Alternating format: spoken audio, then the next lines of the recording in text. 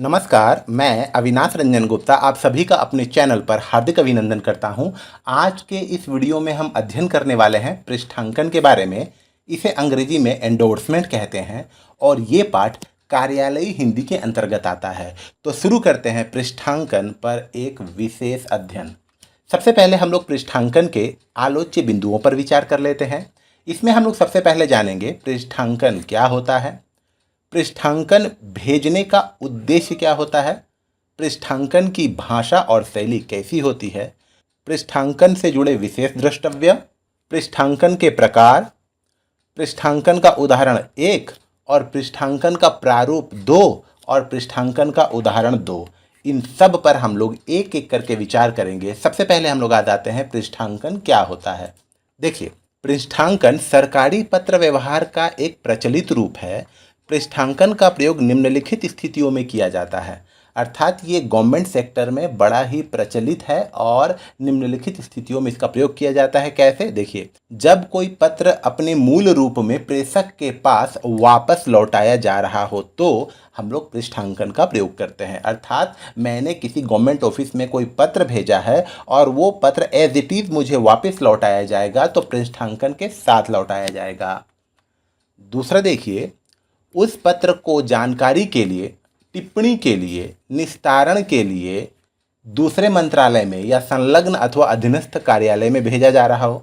अर्थात किसी पत्र को जब हम लोग किसी दूसरे मंत्रालय में या किसी सबऑर्डिनेट ऑफिस में या कार्यालय में भेजते हैं, किस लिए? उसकी टिप्पणी के लिए, उसकी जानकारी के लिए या उसके निस्तारण के लिए, उसके परफॉर्मेंस के लिए, तो हम लोग पृष्ठांकन का प्रयोग करते हैं। और तीसरा नंबर देखिए, पृष्ठांकन पद्धति का प्रयोग वहाँ भी किया जाता है जहाँ किसी पत्र की प्रतिलिपि अर्थात किसी पत्र की कॉपी पाने वाले के अतिरिक्त अन्य लोगों को भी भेजी जा रही हो। अर्थात जब एक पत्र को एक से अधिक लोगों को भेजी जाती है, ऐसे में भी पृष्ठांकन का प्रयोग किया जाता है। इस तरीके से हम लोगों ने देखा 3 स्थितियों में पृष्ठांकन का प्रयोग किया जाता है।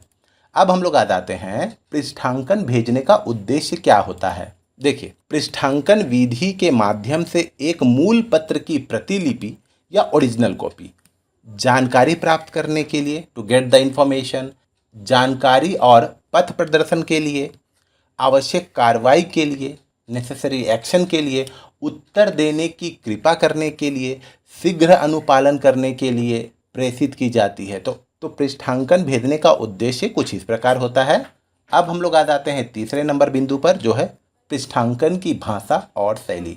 भाषा अर्थात लैंग्वेज, शैली अर्थात स्टाइल। देखिए, बहुत ही छोटा है। पृष्ठांकन की भाषा परिनिष्ठित अर्थात मानक भाषा होती है, स्टैंडर्ड भाषा होती है और इसकी शैली सूचनात्मक होती है।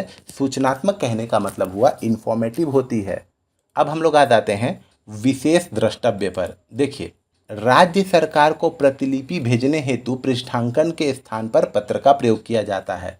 इस बिंदु का अर्थ यह हुआ कि अगर आप राज्य सरकार को किसी भी पत्र की प्रतिलिपि भेज रहे हैं तो वहाँ पर आप पृष्ठांकन का प्रयोग नहीं करते, बल्कि पत्र का ही प्रयोग किया जाता है। एक कार्यालय अपने सभी अनुभागों, सेक्शन तथा अधिकारियों, ऑफिसर्स को प्रशासकीय मंत्रालय अर्थात मिनिस्ट्री ऑफ एडमिनिस्ट्रेशन के आदेशों, निर्णयों की सूचना, आवश्यक कार्रवाई, अनुपालन के लिए भेज सकता है। ऐसी स्थिति में भेजे जाने वाले पृष्ठांकन का कलेवर पत्र के समान होता है।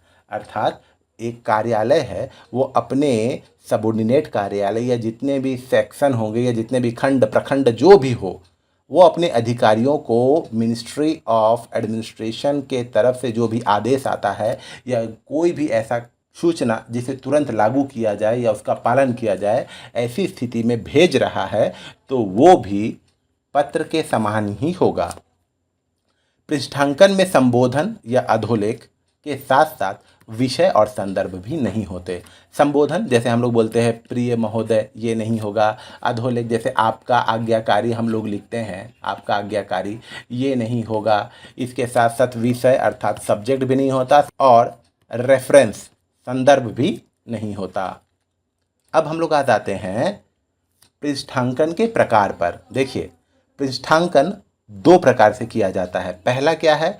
पहला है मूल पत्र पर नीचे लिखकर, अर्थात एक ओरिजिनल पत्र आया है उसी पत्र के नीचे लिखकर पृष्ठांकन किया जाता है। और दूसरा जो प्रकार है वो है अलग से मसौदा बनाकर, मसौदा अर्थात अलग से ड्राफ्टिंग करके पृष्ठांकन किया जाता है। अब हम लोग आ जाते हैं पहले वाले पर, पृष्ठांकन का उदाहरण एक देखते हैं। देखिए, ये एक व्यक्ति है जिसका नाम है राम स्वरूप माझी और इसका पद अर्थात डेजिग्नेशन है MTS अर्थात मल्टी टास्किंग स्टाफ।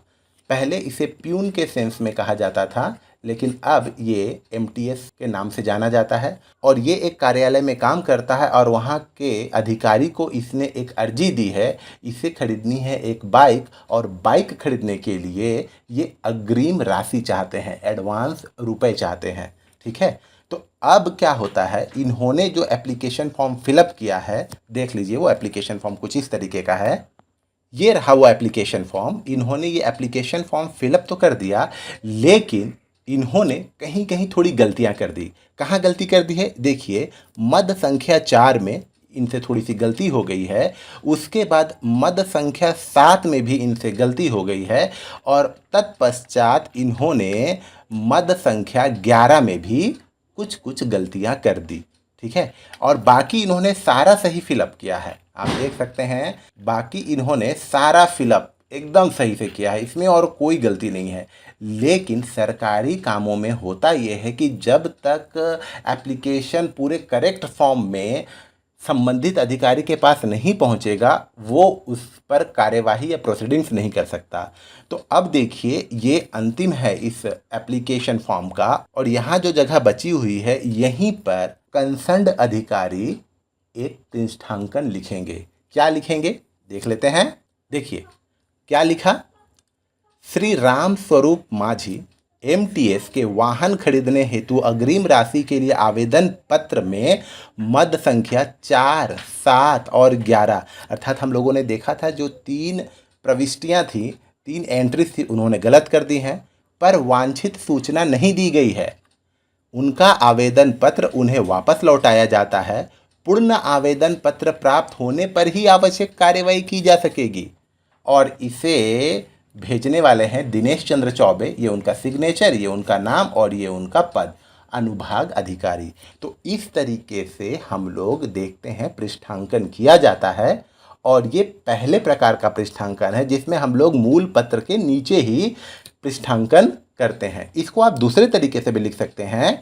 देखिए सेम वही है, श्री राम स्वरूप माझी MTS को वाहन खरीदने हेतु अग्रिम राशि के लिए आवेदन पत्र मूल रूप में प्रेषित की जा रही है, क्योंकि मद संख्या 4, 7 और 11 पर वांछित सूचना नहीं दी गई है। पहला वाला थोड़ा बड़ा था, ये दूसरा वाला थोड़ा छोटा है, और वही अधिकारी का नाम है यहाँ दिनेश चंद्र चौबे, दिनेश चंद्र चौबे अनुभाग अधिकारी। और अगर आप चाहते हैं कि एंडोर्समेंट और छोटा हो जाए तो आप ऐसे लिख सकते हैं, आवेदन पत्र की मद संख्या 4, 7 और 11 में वांछित सूचना नहीं दी जाने के कारण मूल रूप में श्री राम स्वरूप माझी MTS को प्रेषित की जा रही है। ठीक है, एकदम शॉर्ट में आप ऐसा लिख देंगे और आप अपना सिग्नेचर कर देंगे। भेजने वाले का नाम दिनेश चंद्र चौबे, दिनेश चंद्र चौबे अनुभाग अधिकारी। इस तरीके से हम लोग पृष्ठांकन करते हैं, और ये पहला तरीका है कि मूल पत्र में ही हम लोग उसके नीचे पृष्ठांकन कर दे। अब हम लोग आ जाते हैं पृष्ठांकन के प्रारूप 2 पर। देखिए इसमें हम लोग क्या करते हैं, अलग से मसौदा बनाते हैं, अलग से ड्राफ्टिंग करते हैं। और इसकी स्थिति तब पैदा होती है जब किसी पत्र की प्रतिलिपि हम लोगों को एक से अधिक लोगों को भेजनी है, या एक से अधिक कार्यालयों में, मंत्रालयों में, विभागों में या कर्मचारियों को देनी है। ये पृष्ठांकन का प्रारूप है। देखिए हम लोग इसे थोड़ा विस्तृत रूप से देखते हैं। ये देखिए पृष्ठांकन का प्रारूप 2, जिसके लिए हम लोग अलग से मसौदा बनाते हैं।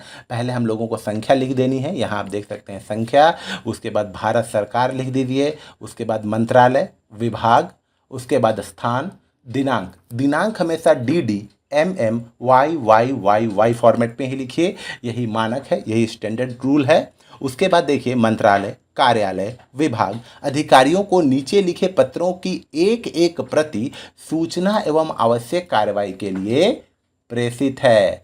हस्ताक्षर, अधिकारी का नाम और पदनाम, अर्थात जिसने ये एंडोर्समेंट जारी किया है, जिसने ये पृष्ठांकन जारी किया है। और प्रेषित पत्रों की सूची आप यहाँ लिखेंगे कि कितने पत्र उन लोगों को भेजे जा रहे हैं, उनको नंबरिंग कर देंगे। तो ये है एंडोर्समेंट का अलग से मसौदा बनाकर तैयार किया गया प्रस्तुत रूप। यहाँ पर आप देखेंगे 2 रंगों का प्रयोग है। नीला, जो नीला वाला है वो कांस्टेंट रहता है और वो जो लाल रंग में है वो परिवर्तनशील है। यहीं पर आप सब कुछ लिखेंगे। अब हम लोग पुनः आते हैं इसके एक उदाहरण पर। आ जाते हैं हम लोग इसके उदाहरण पर। देखिए, पृष्ठांकन का उदाहरण 2, ये रहा पृष्ठांकन का उदाहरण। हम लोग इसे विस्तृत रूप में देखते हैं। ये देखिए, संख्या 2021/12/25/54 ये संख्या नंबर है। उसके बाद देखिए भारत सरकार के अंडर आता है गृह मंत्रालय के अंतर्गत आता है आंतरिक सुरक्षा विभाग। यहाँ पर देखिए इसका एड्रेस दे दिया गया है, स्थान नई दिल्ली और दिनांक 10/6/2022। इसके बाद देखिए, अधोलिखित पत्रों की प्रतिलिपि निम्नलिखित अधिकारियों को सूचना एवं आवश्यक कार्रवाई के लिए प्रेषित है। ठीक है, किन्हें किन्हें प्रेषित है, यहाँ देखिए, महालेखापाल नई दिल्ली, कोषागार अधिकारी केंद्रीय कोषागार दिल्ली, पुलिस महानिरीक्षक नई दिल्ली, मुख्य अधिकारी सीमा प्रबंधन बॉर्डर मैनेजमेंट, गृह मंत्रालय नई दिल्ली, मुख्य अधिकारी खुफिया विभाग गृह मंत्रालय नई दिल्ली, और इसे भेजने वाले अधिकारी का नाम है अवनीश चतुर्वेदी। अवर सचिव मतलब हाई सेक्रेटरी। और यहाँ पर देखिए प्रेषित पत्रों की सूची, ये गृह मंत्रालय के कार्यालय ज्ञापन संख्या 2022/7/2/878, वित्त मंत्रालय के पत्र संख्या 2022/5/487, स्वास्थ्य मंत्रालय के कार्यालय ज्ञापन संख्या 2022/06/08/420। तो इस तरीके से हम लोगों ने देखा इन 3 पत्रों की प्रतिलिपि इन अधिकारियों को भेजी गई है ताकि ये उस पर आवश्यक कार्रवाई कर सकें। तो इस तरीके से हम लोगों ने पृष्ठांकन का उदाहरण 2 देखा। उम्मीद करता हूं आपको पृष्ठांकन के बारे में बहुत सारी जानकारी प्राप्त हुई होगी। आपको मेरा ये वीडियो जरूर अच्छा और इन्फॉर्मेटिव लगा होगा। हम पुनः मिलेंगे किसी अगले वीडियो में। तब तक के लिए धन्यवाद।